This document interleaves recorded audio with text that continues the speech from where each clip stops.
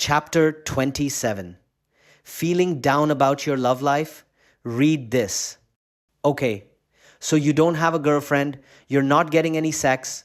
On your current course, you're about to become a monk. You feel down and saddened. Why?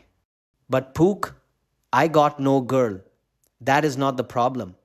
The problem is that you place your happiness on a girl.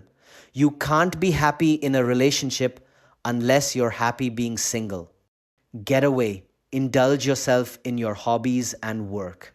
Whatever you do, do not sit there and regurgitate your emotions. Take action. But the more common is, but Pook, I am doing my hobbies and work. I have a natural need for intimacy. I am tired of being single. And I am sure it is especially burning that you walk around and see these happy couples, hand in hand, with huge smiles on their faces, almost as if they are mocking you. But fear not. You are way ahead of the other males. How do most guys act? Either they are nice guys or jerks. Very rarely are there true good guys. Nice guys. Look at these guys in their relationships or in their marriages. You know who wears the pants in the relationship? These poor guys never understood the game and are just relieved to have settled down. They are average, frustrated chumps for life. Most nice guys spend their 20s in misery until women in their 30s are ready to settle down. It is so sad to see these average, frustrated chumps in such a manner. Some got a bit wise and looked at dating books.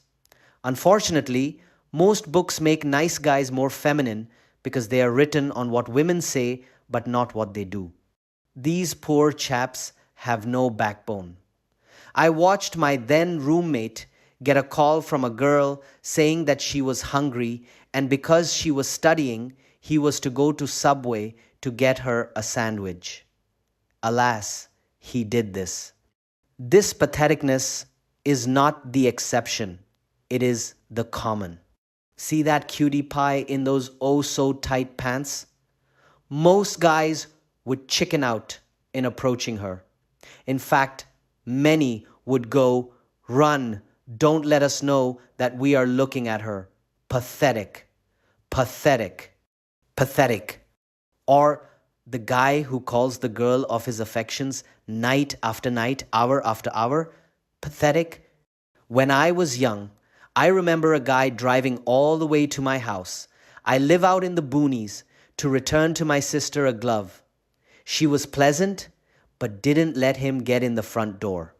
She said to me, whatever you do, do not act like that. Do not call a girl all the time. Do not act that way. Or a co-worker, completely infatuated, follows the girl around like a puppy. The proximity is obvious. When he wasn't around, all the girls would get together and laugh and joke at him, all declaring how pathetic he was. Aren't you glad you're not that guy now? When my sister and her boyfriend were going out, my sister was breaking up and getting back together with him again and again and again. He wised up and eventually thundered, listen, woman, either stay with me or go make up your damn mind. She stayed with him and the two married. If he was a nice guy and scared of confrontation, do you think she would have stayed with him? No. What about the guys who just sit there and wait for girls to approach them? In their mind, they think, please ask me out. Guys should never count on women to ask them out. Or, in the married life, nice guys who are afraid to lead because of their passivity. They often marry the wrong woman because they are so tender to their own emotions and oblivious to reality. Indeed, there are guys whose wives cheat on them constantly and they put up with it. Jerk. These and the nice guy are but one of the same. While a nice guy introverts himself, the jerk extroverts himself. While the nice guy is constantly passive, the jerk is constantly aggressive.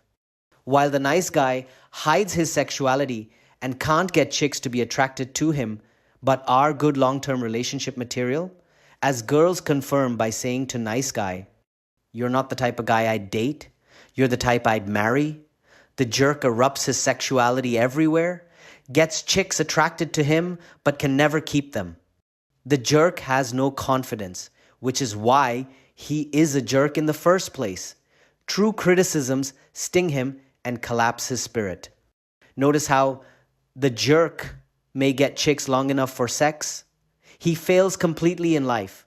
He ends up being a janitor or something similar. The girls he bedded with, all of them insecure little girls.